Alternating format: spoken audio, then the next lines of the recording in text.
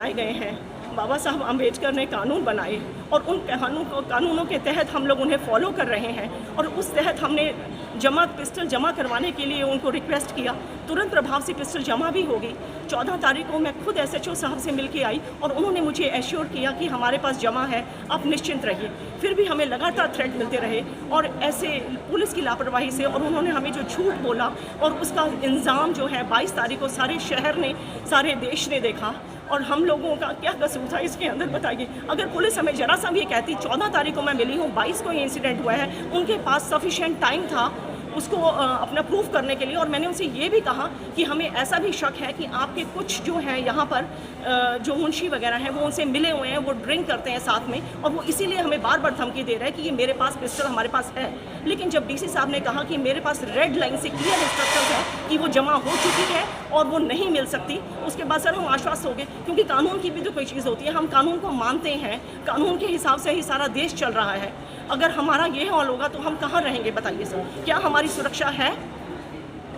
तो क्या मांग करते हैं ये? क्योंकि मैं चाहती हूँ कि जो को-एक्यूज्ड, उनको भी को-एक्यूज्ड बनाया जाए, जिनसे मैं मिली हूँ SHO साहब को, और उनको डिसमिस कर दिया जाए और हमें न्याय मिले, पूरा न्याय मिले। ताकि कोई, हम पढ़े लिखे, अगर अनपढ़ है, गंवार है, वो रूल्स नहीं जानता तो वो समझ लेगा। लेकिन हमने तालीम हासिल की है, हमें मालूम है हमारे क्या राइट्स हैं, क्या कानून हैं। जब वो जमा है तो वो कैसे मिली, क्यों निकली? क्या चंद पैसों के लिए किसी की जान को कुर्बान करना? क्या हमारे संविधान में लिखा है कि चंद पैसों के लिए आप किसी की कुर्बानी दी जाए, सिर्फ उसी लिए कि हमने उसको संरक्षण दिया? आप देखिए ना, हम दोनों पशु चिकित्सक हैं और दोनों की दोनों अपनी सेवाएं इस देश को दे रहे हैं। मेरे हस्बैंड ने उस दिन ऑपरेशन करने के लिए किसी पशु पालक के वहाँ जाना था और वो इंतज़ार कर रहे थे, लेकिन वो जा ही नहीं सके। इतनी निर्मम हत्या उनकी हुई। हमने फिर भी उनको जो है अपने घर में, मतलब वो आए हैं, हमने वेलकम किया कि बात कर रहे हैं, और वो गाली गलौज कर रहे हैं सिर्फ इस बात के इस पे कि भी उसके पास में एक हथियार था जो जमा किया गया। हथियार होने के बावजूद भी उसने हमारे साथ हमें, मतलब निहत्थे पे गोली चलाई। कोई वार्तालाप नहीं, कोई कुछ नहीं।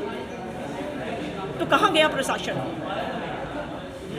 तो एक्यूज जो है उसके लिए क्या आप सजा की मांग करते हैं? क्योंकि बहुत बुरा काम उन्होंने किया है। मंत्री जी ने क्या आश्वासन दिया? मंत्री जी उन्होंने ये कहा है कि इंक्वायरी चल रही है और आपको न्याय मिलेगा। सर, हम तो ये कहते हैं कि अगर इस तरह की वारदातें हुई तो क्या फ़ायदा क्या है प्रशासन का और उसका? इससे तो ठीक है हम अपनी कस्टडी अपने आप ही लें, हम अपनी सुरक्षा करें।